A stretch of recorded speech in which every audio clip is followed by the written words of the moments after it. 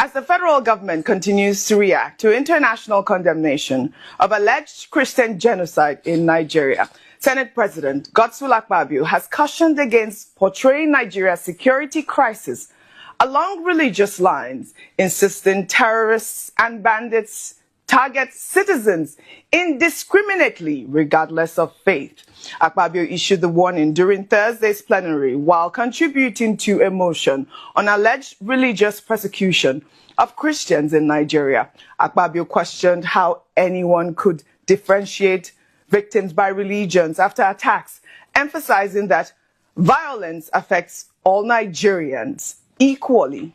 If you look at what is happening in the Southeast, predominantly Christians, most of those that are killed in the Southeast, including the late husband of our demised icon, Dora Akunyili, the way the man was shot dead and everything, will you come and ascribe that to religion? I'm talking about what IPOP is doing. You see brothers killing brothers. Okay, so the sit-at-home that is going on Mondays in the Southeast that has almost crippled the economy of the Southeast. Is it targeted at Christians or Muslims? So Nigeria has complex security situations, and we should actually go out there and educate people, because the moment they bring sanctions to breed poverty. Poverty knows no religion. So for me, engagement will be the best. So when we go into executive session, we can decide to set up a small ad hoc committee to go to United States or America and engage our colleague parliamentarians there.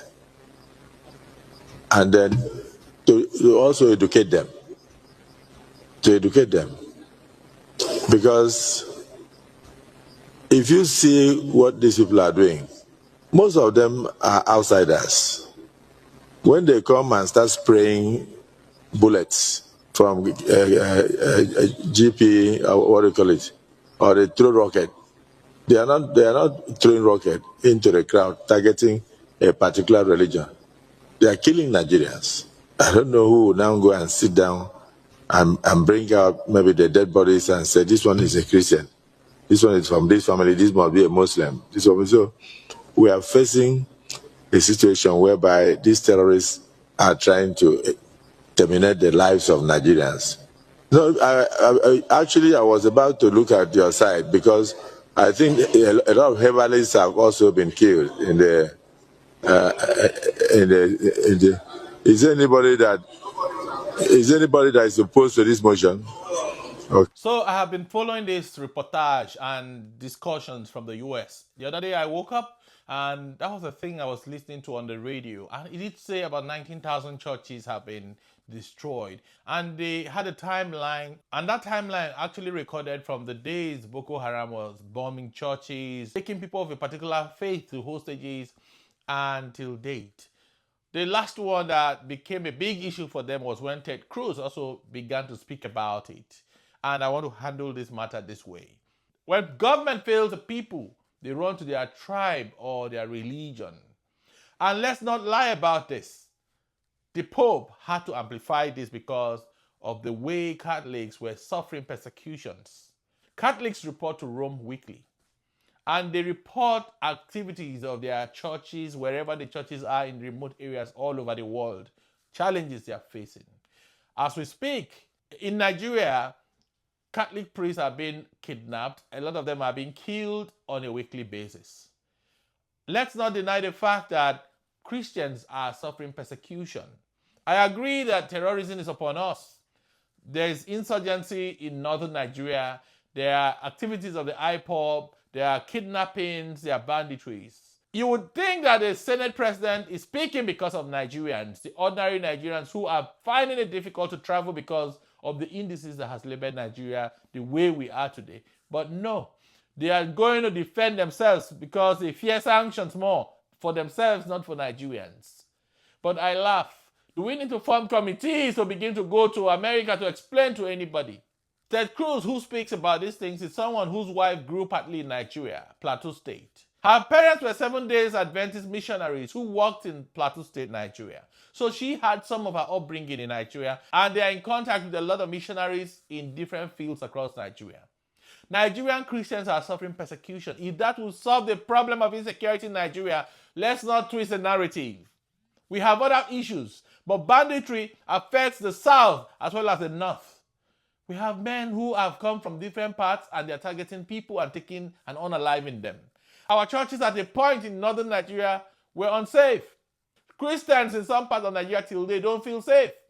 Let's not forget what happened in Yelwata. In Yelwata, the Catholic has an orphanage for those whose parents have been unalived and source of livelihood taken away from them by bandits in Yelwata. So these things will culminate into what they call the persecutions of Christians. The Catholic Bishop McCarthy Diocese was in the United States at the Congress where he spoke about the persecution of Christians. He had his statistics. Data don't lie. Everyone who came out to defend the allegations had no data. But each time I listen to what these men are saying on the radio, in the news, in the United States, they all have data. So what are we saying? That they are not speaking facts? How then do we debunk them if we have no facts? Because they say data don't lie. For me, I want to say in Nigeria that is safe. It's not about defending the narrative, but it's about ensuring there is peace in Nigeria. It's about ensuring that our communities are safe again. We have been circled by terrorists, bandits, IPOB, and everyone. But let's not forget that Christians are threatened. A few years ago, Americans launched a rescue operations in northern Nigeria where they went to free some Christian missionaries who were circled by bandits. The same thing happened in Niger State. The same thing happened in northeast Nigeria. And you don't expect them to say Christians are being persecuted? The evidence are many, but rather than address the fundamental problems, we are wasting taxpayers' money to travel to America in the name of defending themselves. It might not hold water because these men work with data, and this data they have. The data they have dates back to the 2000s. And instead of addressing the fundamental issues, we are rather playing politics and trying to catch up or defend. I love narratives like this if it will solve our problems. I expect President Bola Ahmed Tinubu, the Senate President, and everyone involved in this whole issue to join hands and find a way of ending banditry, ending insecurity, so we don't begin to run with useless narratives about being a Christian, about either Christians are not being attacked or Nigerians are being attacked. It does not matter at this point. If this narrative would solve our insecurity, let it happen. Talking about sanctions, we have been sanctioned already. Our passport is the worst in the world. On the terrorist index list, we are up there, which means that our country is mostly unsafe. And rather than addressing these issues, we are going to defend statements that we would have invalidated by providing adequate security. We were all sleeping until the American government began to clamp down on Nigeria because Christians are being killed. I know Nigerians are being killed. I know everyone is affected, no doubt. But we can't deny the fact that the data they are quoting is not true. It's coming from years of activities against Christians in the north and other parts of Nigeria, the different bombings, the kidnapping, and even the hostage taking of American missionaries in Nigeria on multiple occasions. And what are we going to do? We want to run and try to change rhetorics while the status quo remain. And it's one of the reasons why I said when there's a teething problem, you solve it instead of playing politics with it. The Chief of Defense Staff, the military, the politicians at this point need to know that we have a problem. And until we solve this problem, there are definitely going to be sanctions. No visits will change anything. If Americans have information with facts and data, it is not your narrative that will change it. Let's not waste funds that would have been put into other projects on frivolous trips, just to go make statements that won't change narratives, but ensure we solve our problems. That's what we should be doing at this point. Nigeria is circled. Insecurity pervades the land. Even if it's the Muslims that are being killed or the Christians, at this point, currently, we expect President Bola Ahmed Tinubu to tackle insecurity heads on.